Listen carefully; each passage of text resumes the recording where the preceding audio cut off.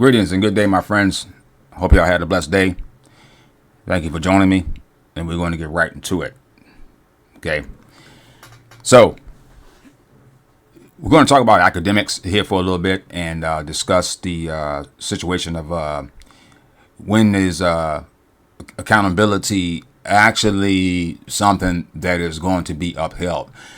So, this venue is pretty much the basis, the foundation of this venue with the correct grammar and the syntax and the postal mechanics is, particularly with the syntax and the correct grammar, is in a general sense to create a level playing field and also to show any kind of or get people to take accountability for wrongdoings, okay, for fouls and faults that they've done, and also transparency at the same time.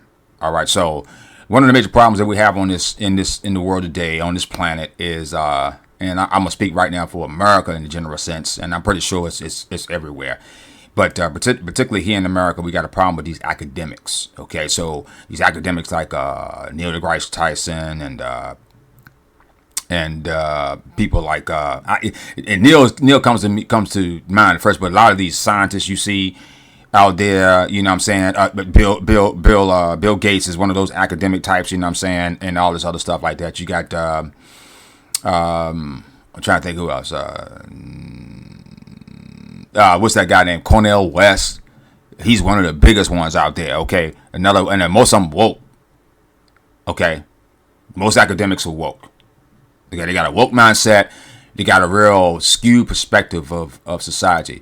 And the problem with academics is, unlike an engineer or a scientist or somebody like that, that's designing something maybe like a bridge or something like that, or medicine or whatever like that, when shit goes wrong there's accountability. But when the academic says something and it is some fucked up shit or it might cause problems, they don't have any recourse at all. If you know, you just got to watch this closely. Okay, these academics. Okay, these guys run around all the time. You know, Eric Schmidt and all these other guys. I think this guy used to own Google. You know what I'm saying? They just run around. They just lecture people, and particularly these guys in the scientific field. Okay, and a lot of these philosophical fields. And you'll see these guys on CNN as these academic types. Okay, these intellectuals or intelligentsia is what is what is going to be referred to them. You see a lot on the HBCUs. These historically black colleges, or I call them historically nigger colleges. Okay, where you got a bunch of black people, not black people. Actually, you got straight niggers. Okay, running around. You know what I'm saying? Just like that video we just saw recently when the guy went to go at the HBCU. Yeah, historically black. He's supposed to be up. He's supposed to be kings and queens, but the intelligentsia there ran the guys out of there and this was Charleston White. It happened to somebody else. Okay, Charleston White's a black guy that came to speak to these people, and they ran him out of there. His own people. Think about this. Okay, so it's the intelligentsia that you're dealing with when you watch particularly things like The View.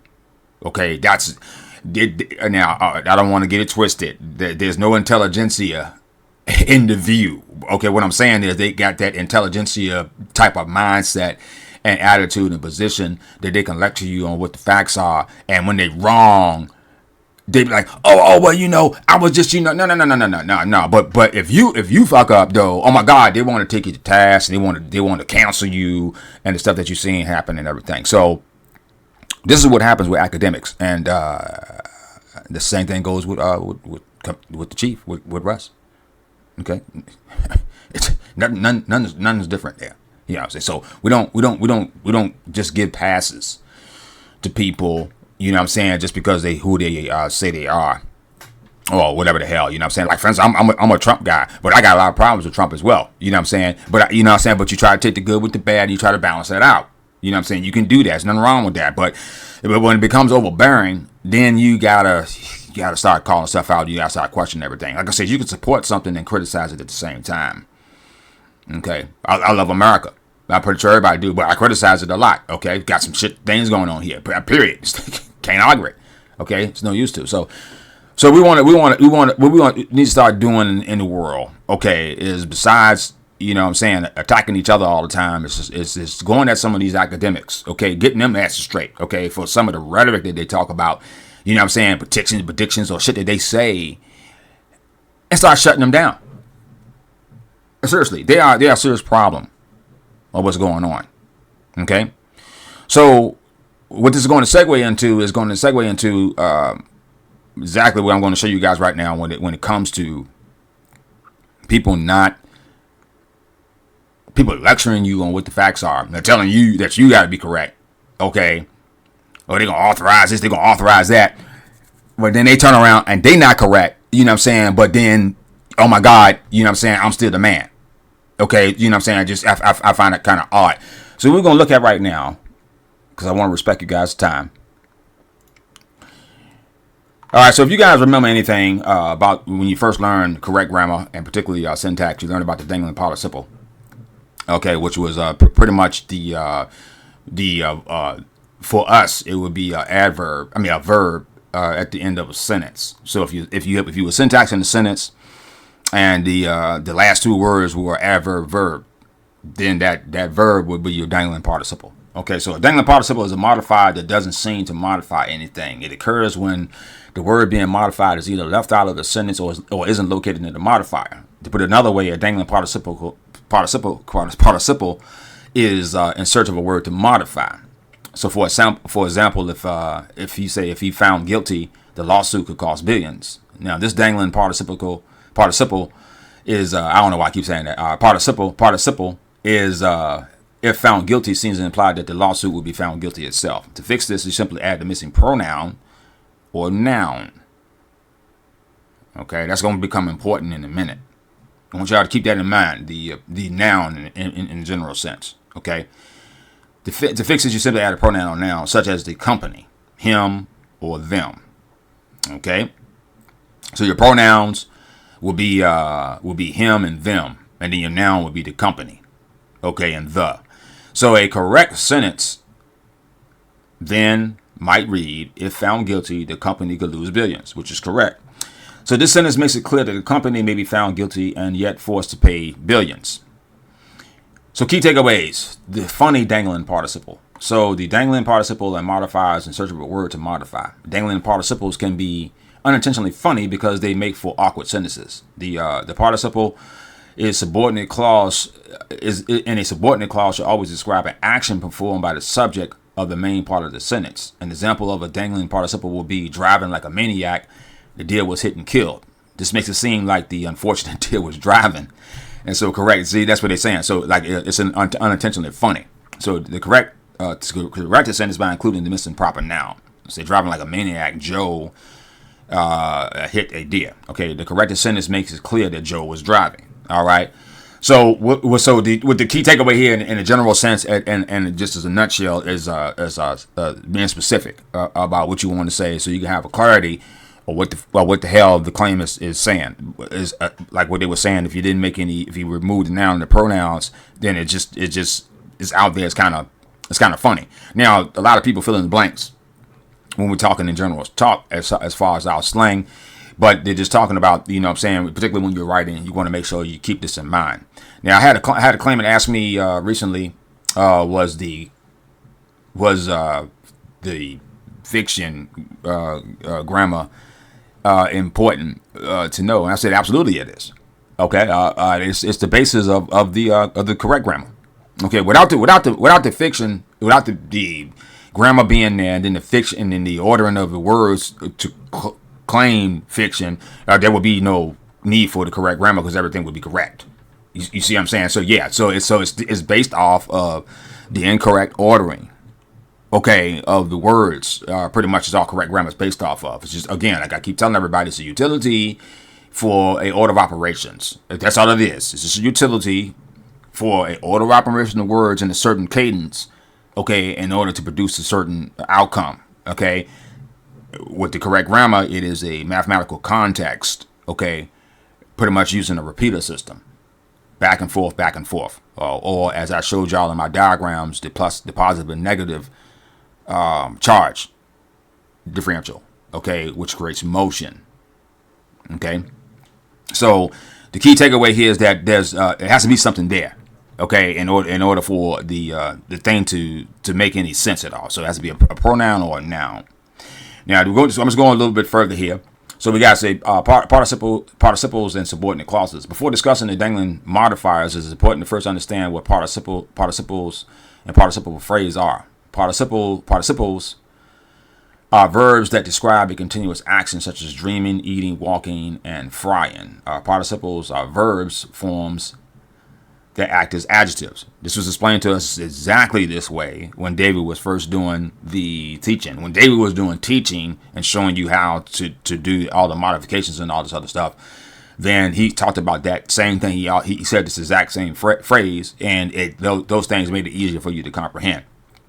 So the verbs act as adjectives. A participle phrase is a group of words containing a participle. That modifies the sentence or subject. The participle phrases are generally subordinate clauses. That is, they cannot stand alone. The participle is such a phrase, and such a phrase should always describe an action performed by the subject of the main part of the sentence. Here are examples of participle phrases and subordinate clauses used correctly where the participle phrase are printed in italics. So, after running the marathon, Joe felt exhausted. Cleaning out the messy drawer, Sue felt a sense of satisfaction. Okay, and you say a sense of satisfaction. You say walking the trail, the hikers saw many trees. So what they're saying is you gotta specify and give closure on what it is you're saying. Now it's important right here that this right here says that this cannot stand alone. Now what do we know stands alone inside in our venue is the pronoun. Okay, that's number 4. 4 is words that stand alone. Okay, so if you got a word standing alone, doesn't have a prepositional phrase in front of it, then it's a pronoun. Okay, unless that's changed now, because because things get willy nilly here. You just changing here, changing that. You know what I'm saying? So, all right. So the participle is the participle in such phrases should always describe an action performed by the subject of the main part of the sentence. Okay, that's important information because of what I'm about to go into right now. So we understand what that is. Okay, so we understand that basically it's a modifier that's looking for something to modify. Now I want everybody to comprehend. We understand what the sentence is. You know what I'm saying? Modification is change is motion is action is verb. We understand all that. Blah blah blah blah blah. We understand all that. Okay, what we're talking about right now is getting a general sense of understanding on what these are. Because see, Russell even tell you that he was trained by some of the best people in English when the lady taught him sentence diagramming. I'd never even heard of that. Okay, when I was in school of law, I never taught it. If it was, maybe I wasn't paying attention. But I'd done some research on it. You know what I'm saying? And Russ told me years ago, he told me the same thing. He said, you don't need to worry about dealing with that. No, see, that's that bullshit. See, now, I took that. Now, when he told me that, I said, no, I'm not going to listen to it. I'm going to look at it anyway. That makes no sense. It makes no sense for you. This is the problem. Okay. I don't give a damn what if it's fiction or fucking not. That's the way most everybody talks. And Russell stated this, and everybody knows that the correct grammar itself was not supposed to be a replacement for general communication. It was just there for contract. Okay, when doing contract to create a level playing field, so everybody will come out in evenly. Okay, come out on top and not screwed over. Okay, in order to do that.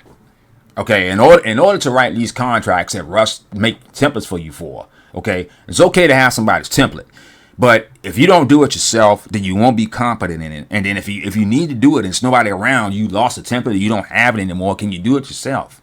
This is why I get into conversations with basic grammar, like getting online and having some fun with some debates. Okay, without verbal debates, actually writing out getting into some political debates about science. It can be about hell, the rivers. I don't give a damn. You know what I'm saying? Get into some write some articles, write some essays. You know what I'm saying? Those things hone your skills, give you knowledge on different word terms. I've told y'all about the word terms, building the visual memory on your word terms. Okay, of what's happening there. You have to build on these things and build a basis off the fucking fiction, okay, first, before you can go start even writing the correct grammar, because the same goddamn words, okay, that are used in the fiction are used in the correct grammar. There's no new told words in there except for when we drop in prefixes and stuff like that, you know what I'm saying, or we, we're separating, a root word or something like that. It depends on what we're doing, okay? The same goddamn grammar The same words, he, she, thee, you know what I'm saying? You know, property, or you know what I'm saying, intellect, or whatever the hell, you know what I'm saying? I don't give a damn, dangling, you know what I'm saying? All these other, they same words in the English language that you're using in correct grammar. Nothing different. It's just the order of operations that's different there. That's it. For the, of the, is with the of the. That's it. Okay? Of the tree. Okay? For the sky. Is sky a foreign word? No, it's not. So what you don't, you stop listening to the words in grammar, and that says dumb. Okay, when a teacher tell you some shit like that makes no sense. Don't study grammar, but study grammar. Hell out of here. Okay, so that's what I'm saying, man. No, study every goddamn thing you fucking can. Okay, honestly, as an artist, this is a key for me. The more knowledge I gain on the things that I study, the better my artwork turns out. Okay, because it can try. I learned this from another artist long ago. He said, yeah, the more knowledge I gain, life knowledge, experience, this kind of knowledge, you know what I'm saying, the better the artwork turns out. Okay. So the whole purpose of this is I'm segueing into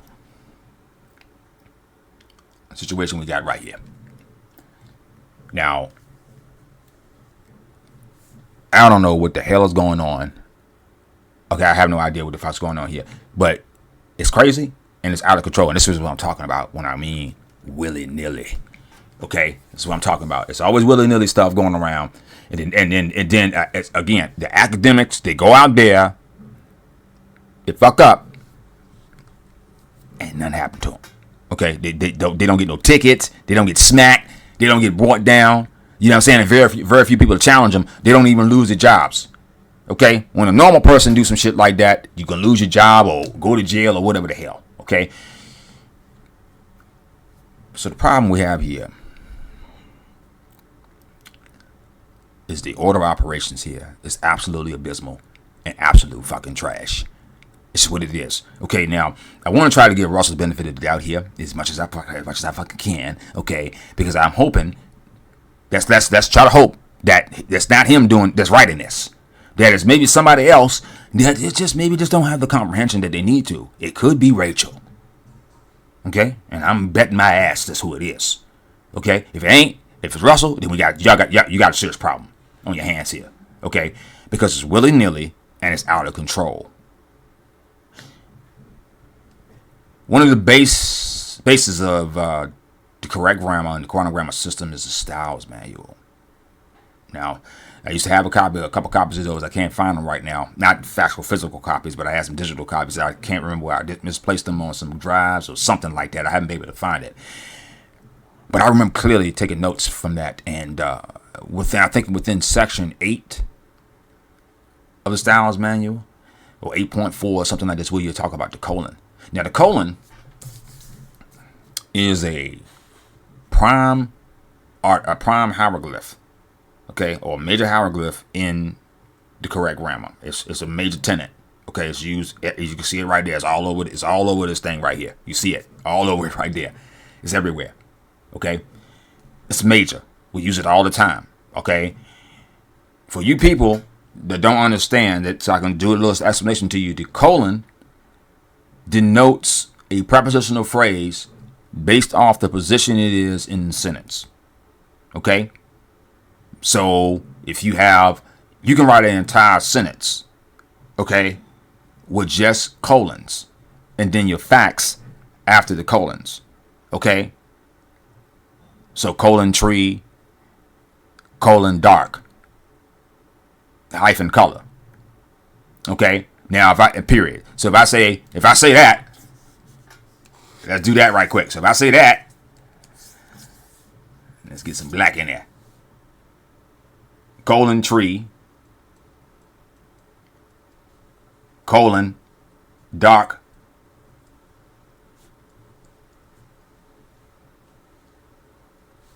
color. Oh yeah, we'll get rid of this. I'm gonna need my eraser. Eraser. There you go. All right, sorry guys. I'm saying for the tree, of the dark color. Okay? For the tree of the dark color. For the dark color of the tree. Okay, if you read it backwards, it'd be for the dark color of the tree. Going backwards. So this colon is of the.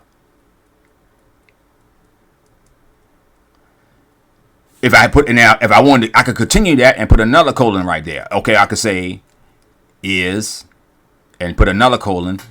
It'd be with the blank, colon, blank, colon, blank, colon. You can write a whole sentence like that.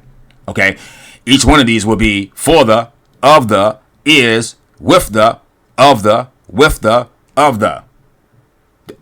That's your order of operations. Okay, or by the, if you want, if that's your end right there. Okay, now that's very simple. That's okay. These are just your prepositions. For the, other, with the, by the. Those are just your prepositions, and your facts come after that. All right. Now the colon, as a base use in correct and in grammar, is used as a formal introduction to either a sentence. Or usually, a lot of people use it when they're doing drop downs or they want to make individual claims. So they're right. They said, okay, the kit includes these parts in this order, colon, and then they'll drop down 1, 2, 3, 4, something like that. Okay, you can. That's normally how it's done, or it's using formal introductions, or you can use it within a sentence. If you're saying something to formally introduce maybe a process or a method or something like that within the sentence, okay, it's like I said, it's a formal. When you look at it in the Styles Manual, it's a formal introduction to a claim, okay.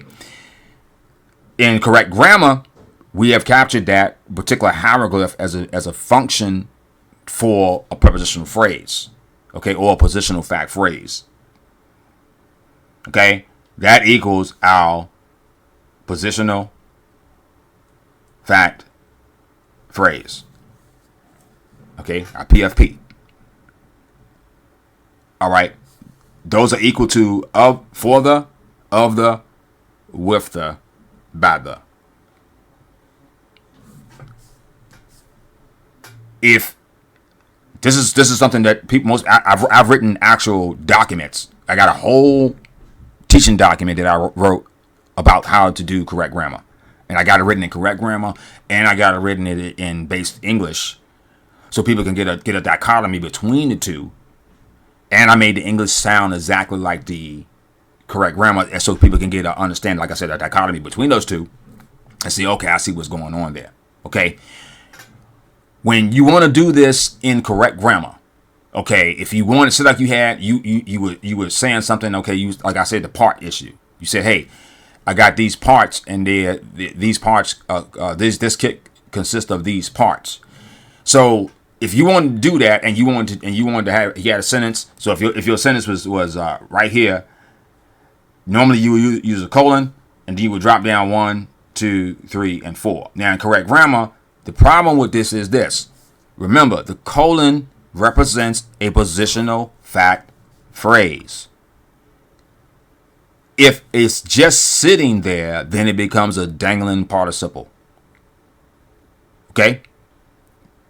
It becomes a dangling participle. The actual prepositional phrase itself becomes a dangling participle because there's nothing there when you don't have a fact in front of it. Okay? All right? These can't exist without a fact in front of it. Okay? A pronoun can't exist without an adjective in front of it. This is a fact. Okay, that's why the pronoun stands alone. So it needs to be modified by something. Remember, modification is change, change is motion, motion is action, action is verb. So when we come over here and we look at what the hell Russ has got going on right here. For the authorizing, okay,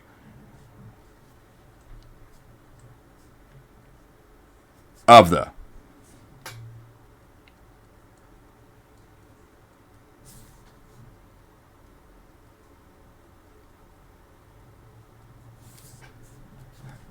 For the authorizing of the what? That's a problem. Now we got a dangling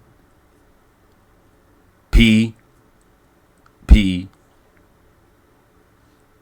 Actually, PPP. Sorry, PPE. Sorry, PPP. I'm thinking about a different phrase. So PPP, different prepositional phrase. A PPP, a prepositional phrase.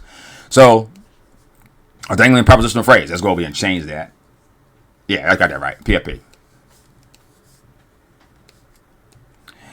So dangling prepositional phrase. Let's go over and change that. All right, that's fine. Don't worry about it.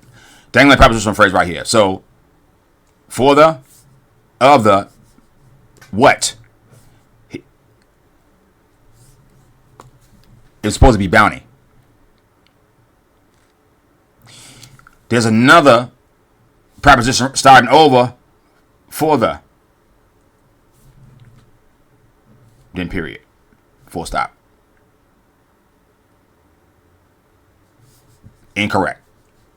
Wrong. You got a dangling. Dangling prepositional phrase. Bounty. For the bounty. It's what he want. This should be off of here. And we would have understood what was going on. The person writing this was thinking, oh, okay, I need to do a drop down right here in order to show that I'm talking about bounty. No, what you should have did was left that alone and just drop down with bounty. People would have understood that. Okay? Seriously, anybody understood this? This one's correct.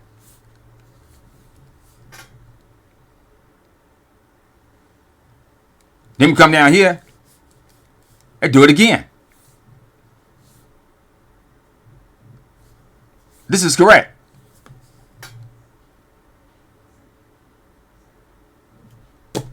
What the hell? You see what I'm saying? Y'all see what I'm talking about? That's ridiculous. This is the willy-nilly stuff I'm talking about. It's all over the damn place. Nobody has accountable for it, and now this video has been removed. I went to go look at it all day. It's gone.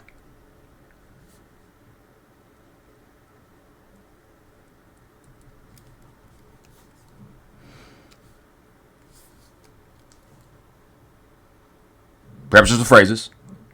Okay? Of the, for the, other, with the. It's very simple. What is Russ doing? What's happening here? The reason I'm kind of in a daze is I'm confused about this. I'm like, what the, hold on. I'm being told I need to shut up.